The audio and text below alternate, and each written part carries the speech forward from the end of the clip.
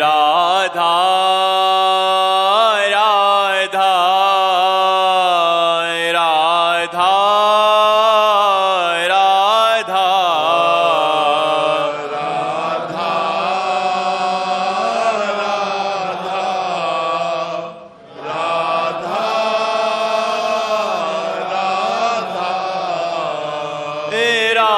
राधा राधा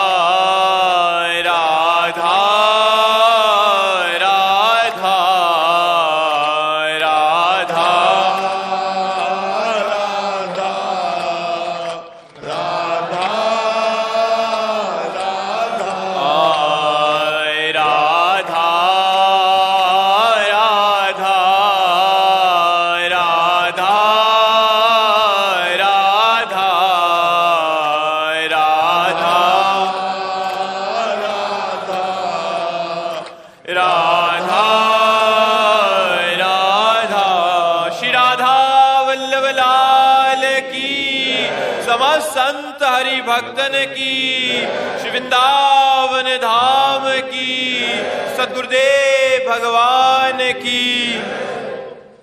सूरज चौधरी जी जयपुर से। श्री हरिवंश गुरुदेव। राधे राधे महाराज जी। महाराज जी, आपने बताया कि आपकी एक डायरी थी जिसमें आप लिखते थे। महाराज जी, क्या कोई ऐसा उसमें मंत्र या वाक्य अंकित है जिसे स्मरण करते ही आपके अंदर में श्री राधा रस की अनुभूति प्रकट हो जाती हो, जो आपके मन को पूर्णता भक्त में बना देती? वो डायरी में नहीं, वो छाती में।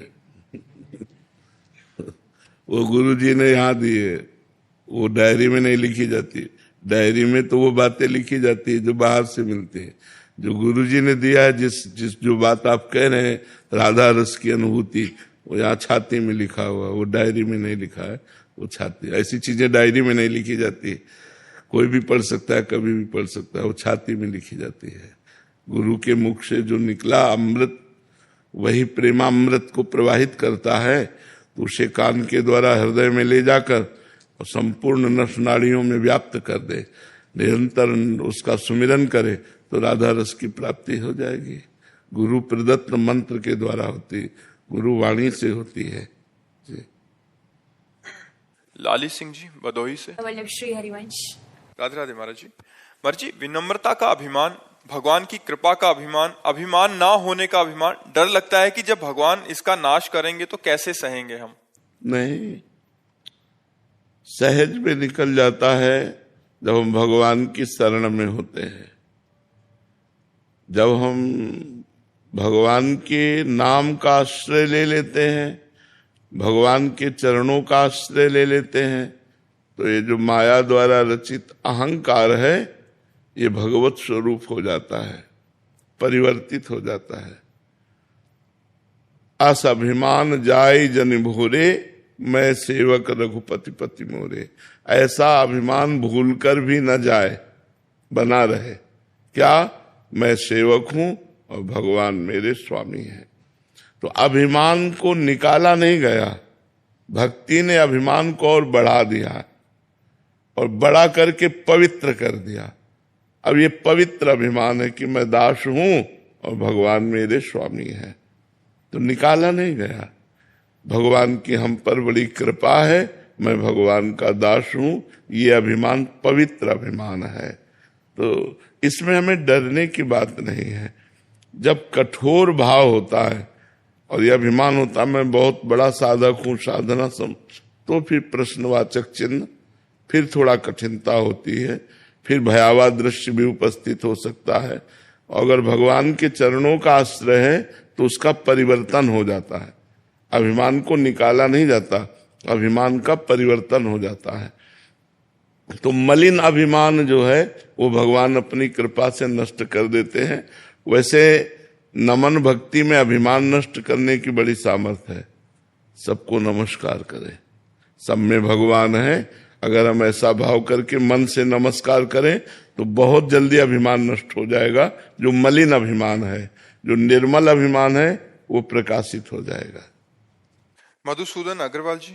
राधे राधे महाराज जी। महाराज जी, शरणागति और आत्मसमर्पण में क्या अंतर है और क्या? एक ही नाम, शरणागति, प्रणति, प्रपत्ति, अवलंबन, आश्रय, समर्पण, ये सब पर्यायवाची शब्द हैं। बात एक ही है। भगवान के चरणों की प्रपत्ति होना, भगवान की शरणागति होना, भगवान को आत्मसमर्पण करना, ये सब एक ही बात है।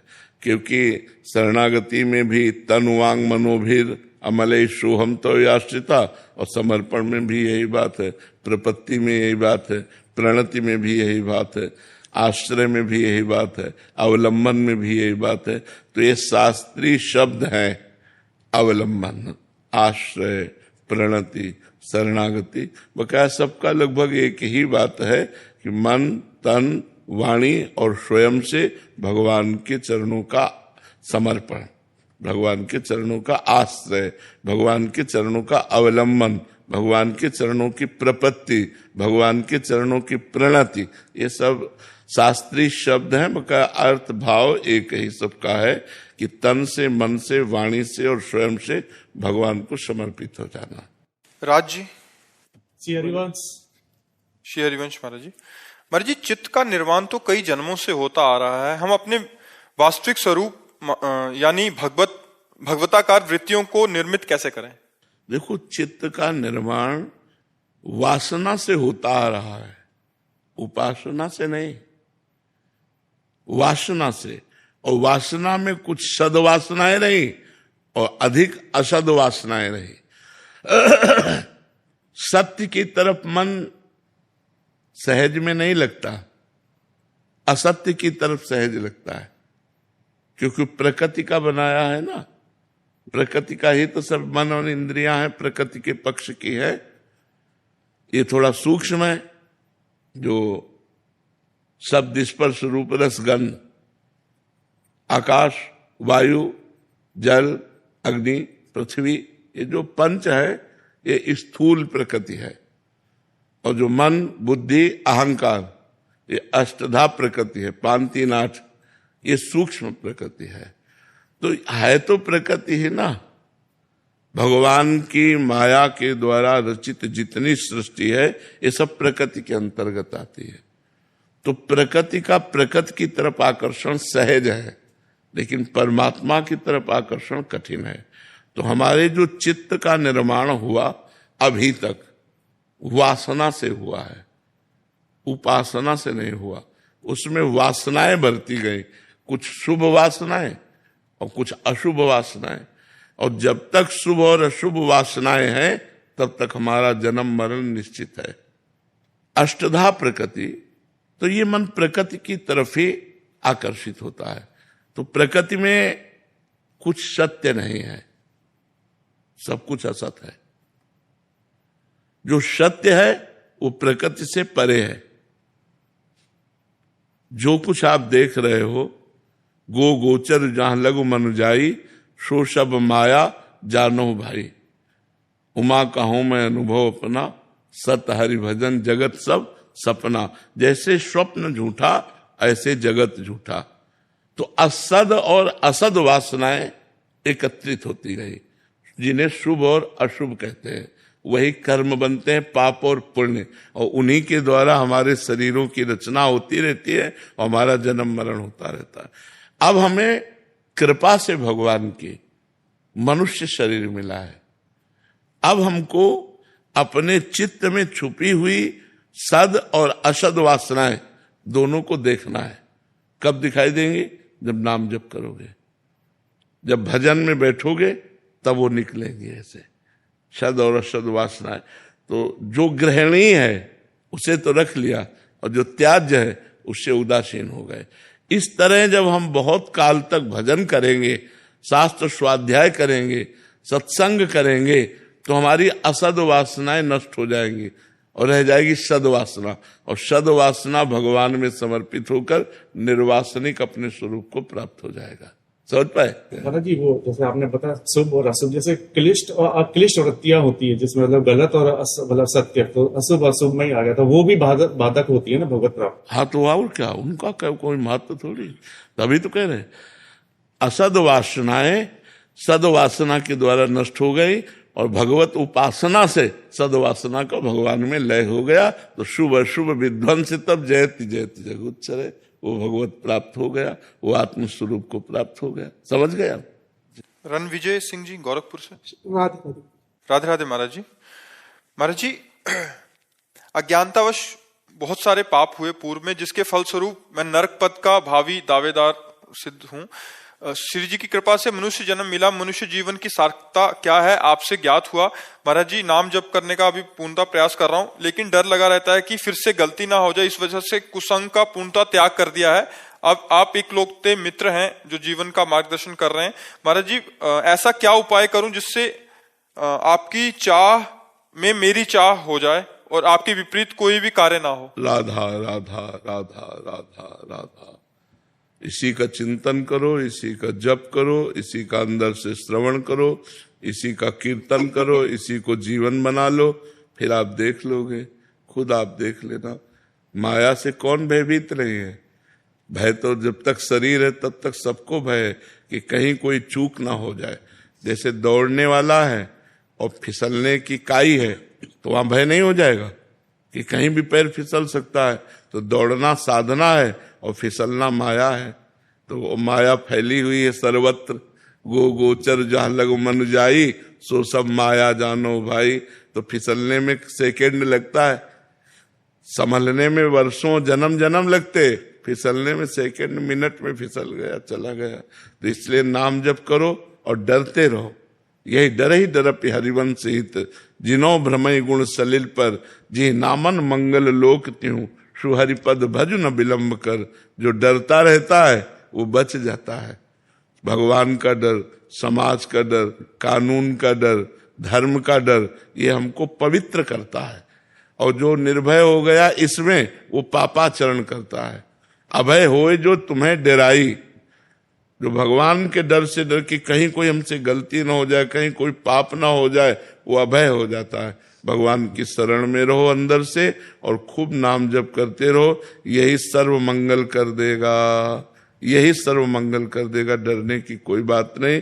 जो हमसे गलतियां हुई हैं वो भगवान के नाम जप से नष्ट हो जाएंगी। नाम संकीर्तनम यस्य सर्व पाप प्रणाशनम, प्रणामो दुख शमनम तम नमामि हरिम परम।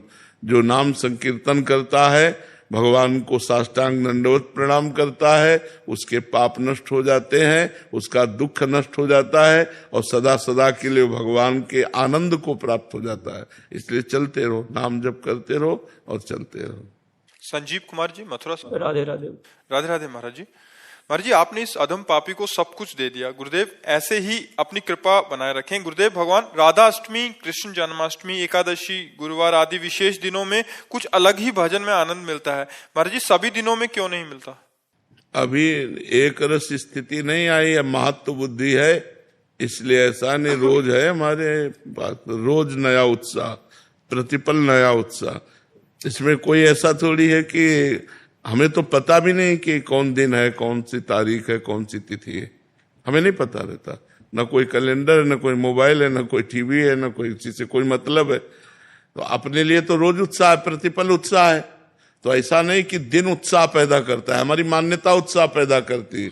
आज द्वादशी है, आज एकादशी है, आज अमुक तिथि है, आज हमें भजन, हमारे दिमाग में आ गया ना, आज पवित्र तिथि है, तो भजन में रुचि बढ़ने लगी। आज के दिन भजन ज्यादा लाभ देता है, इसलिए ऐसा बात, भजन तो एक रस होता है। तो चाहे कुदिन हो, चाहे सुदिन हो, चाहे अच्छा हो, चाहे बुरा हो, वो हर स्थिति में एक रस रहता है। अभी प्रारंभिक स्थिति, आगे बढ़ो, एक रस शक्ति आ रही। शिवम जी ग्वालियर से। महाराज जी, हमने आप और सब गुरुजनों के श्रीमुख से सुना है कि संत जन दूसरे जनों पर करुणा करने के लिए उनके कष्ट अपने ऊपर ले लेते हैं। इस अधम जीव में कोई सामर्थ्य तो नहीं है, पर उसी प्रकार अपने गुरुदेव के बल से किसी का कष्ट अपने ऊपर ले सकता हूं। अब इतनी सामर्थ्य होता है, संकल्प सिद्ध होना चाहिए। इसमें संकल्प सिद्धि काम करती है।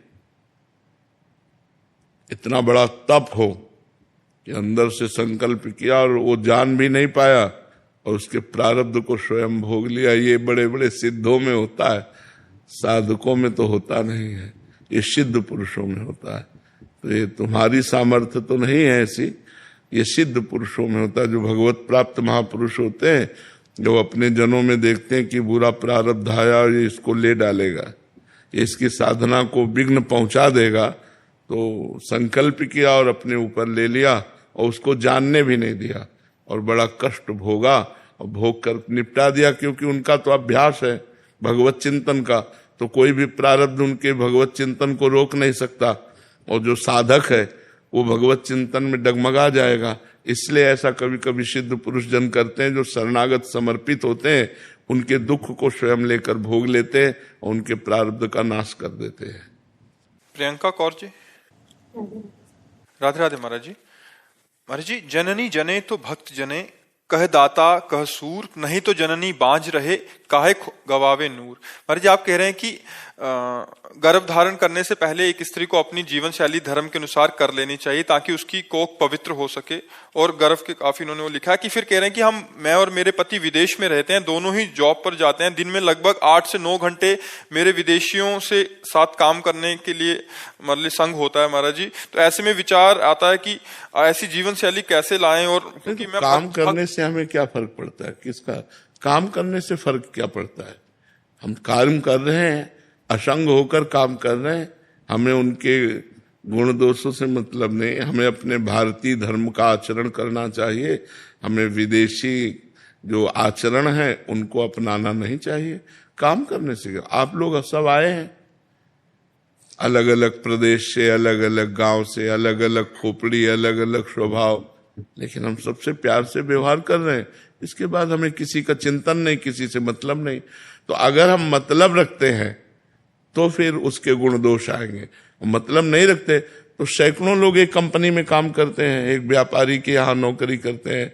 तो हम नौकरी कर रहे हैं अर्थ कमाने के लिए, हंसते हैं, बातचीत करते हैं, व्यवहार करते हैं, लेकिन हंसते हुए, बातचीत करते हुए, व्यवहार करते हुए हम अपने धर्म में रहें, अपने धर्म को न त्यागें। देखो, बहुत खुला हुआ दिमाग रखना चाहिए। ये मनुष्य जीवन जीने के लिए बहुत समझदार होना चाहिए। हम आपसे हाथ मिलाएंगे, आपसे बात करेंगे, आपके साथ रहेंगे, जो काम है, इसके बाद आपका कोई मतलब नहीं। हम अपने घर गए, हम अपने भारतीय धर्म से चल रहे, तो क्या फर्क पड़ता है? अगर आप तो वहां विदेश में हैं, अगर आप विदेश में नहीं भी हैं और आप गलत आचरणों को नहीं संभाल पा रहे, तो मोबाइल काफी है, नहीं काफी है। क्योंकि मोबाइल के संग मात्र से आदमी गलत हो जाएगा। जो देखना चाहो, जो समझना चाहो, वो सब उसमें है। तो मुझे लगता है अगर मुझे सुधरना है तो इंग्लैंड में भी सुधर सकते हो, अमेरिका में भी सुधर कर भक्ति कर सकते हो। और अगर नहीं सुधरना तो गंगा यमुना के पावन क्षेत्र उत्तर प्रदेश में भी रह करके आप मनमानी आचरण कर सकते हो। तो हमको सुधरना है, ना कि जगह सुधारेगी न व्यक्ति, हमें सुधरना है। अगर सुधरना है तो हम रोज सत्संग सुने, मोबाइल से सत्संग सुने, उसके अनुसार आचरण धारण करें। और जहां नौकरी करने जाते हैं वहां ऐसा प्रतीत ना हो कि हम उनसे कुछ अलग है, बिल्कुल एक जैसा प्रतीत होना चाहिए। बुद्धिमानी यही है। हाँ, आपको वो पसंद है, मुझे पसंद नहीं है, आप वो खाइए पिए, मैं खा पी रहा हूं, दोनों साथ मिल करके काम करते हैं, कोई परेशानी नहीं। कई बच्चे परेशान हो जाते हैं कि हमारे कमरे का विद्यार्थी तो खाने वाला है, अब हम कैसे हैं? कुछ नहीं, ये सब तुम अपने राग में रंग रहो, हमारा बस ये है, कुछ नहीं, तुम चार बैठे रहो, अपना खाओ पियो अपनी मस्ती में। जो रही मुत्तम प्रकृति का कर सकत कुसंग, चंदन विष व्यापत नहीं लपटे रहत भुजंग। अगर हम उत्तम आचरण करेंगे तो किसी का प्रभाव हमारे ऊपर नहीं पड़ेगा। विकास जी। राधे राधे। राधे राधे महाराज जी। महाराज जी, मैं सभी धर्मों का आदर और सम्मान करता हूँ, परंतु गुरुदेव जब कोई इष्ट या गुरु पे टिप्पणी करता है तो मेरा मन बहुत विचलित हो जाता है। ऐसी स्थिति में मार्गदर्शन करें कि मैं क्या करूं महाराज जी। वैसे हमको लगता है हमको किसी से मतलब ही नहीं रखना, तो टीका टिप्पणी, कोई पागल रोड में खड़ा हमको गाली दे रहा, हमसे क्या मतलब है? हमको मतलब नहीं रखना। गुरु जी, जैसे कई बार मैं देखता हूँ, मतलब हर जगह पे देखता हूँ, तो बड़ा मन व्यथित होता है कि हम तो क्यों देखे, भगवान का विहार हो रहा है, कहीं गड़ासा चल रहा है, कहीं यज्ञ हो रही, कहीं ब्याह की बारात उठ रही, तो कहीं मरण की बारात उठ रही है। भगवान की सृष्टि का खेल हो रहा है, हम दुखी क्यों हो? तुम्हारी मति है तुम निंदा कर रहे हो, तुम्हारी मति तुम स्तुति कर रहे हो, हमारी मति हम आराधना कर रहे हैं, क्या फर्क पड़ता है? थोड़ा माइंड का विकास करो। गुरुदेव, मैं गत 25 वर्षों से शिव का उपासक हूँ। 2 साल से मैं आपको देख के मैं राधा नाम जपने लगा हूँ, तो क्या मेरे को ऐसा लगता है कि क्या मैं शिव से दूर जा रहा हूँ या शिव की कृपा हो रही है? शिव की कृपा ही होती है, तब राधा नाम में प्रीति होती है। ऐसा भाव करना चाहिए कि भगवान शंकर ने कृपा करके मुझे संग दिया और इस संग से राधा नाम का रंग चढ़ रहा है, उसे निगेटिव क्यों सोचे? ऐसा डर सा लग रहा है क्योंकि 25 सालों से बाबा महाकाल की। तो आप अभी भगवान शिव पर पूर्ण आश्रित नहीं है। अगर पूर्ण आश्रित हो तो हुक्म पर हम प्राण त्याग दें। तो हमारे शिव का अगर इशारा है कि राधा नाम जप करो, तो मैं राधा नाम जप करूंगा और अंदर से समझूंगा ये महाकाल की आज्ञा है, तो हमें परेशानी क्या है? हम आश्रित अपने इष्ट के रहते। जैसे आप तो मान लो गृहस्थी में हो, हम तो बाबा जी थे कट्टर शिव उपासक, काशी से ही आए हम तो, और पूरे राधा किशोरी जी के चरणों में आश्रित हम तो काशी से आए हैं। राधे राधे महाराज जी। महाराज जी, आप कहते हैं कि अपने अवगुण प्रकाशित करने से उसका प्रभाव कम हो जाता है। इस अधम नीच ने जाने अनजाने में भीड़ भाड़ में कई बार माता बहनों का स्पर्श किया है, ये ग्लानि बार बार मन में आती है महाराज जी। हाँ, बस उसकी बात यही है कि हम अपने को एक बार जब अनुभव कर लिए कि गलत है, तो हृदय से दुखी होना चाहिए, हृदय जलना चाहिए कि यार मैं बहुत गलत हूं, और दोबारा वो गलती नहीं करनी चाहिए। गलती आपसे क्या सबसे हो सकती है। हम कल बताया ना कि जैसे दौड़ रहा है और काई है तो गिरने का भय है, कोई भी गिर सकता है, बड़ा अच्छा दौड़ाक भी गिर सकता है। मान लो आप तो अभी कदम बढ़ा रहे हो परमार्थ में, जो दौड़ रहे हैं वो भी गिर सकते हैं। शिव बिरंचिका मोह को है बपुराण।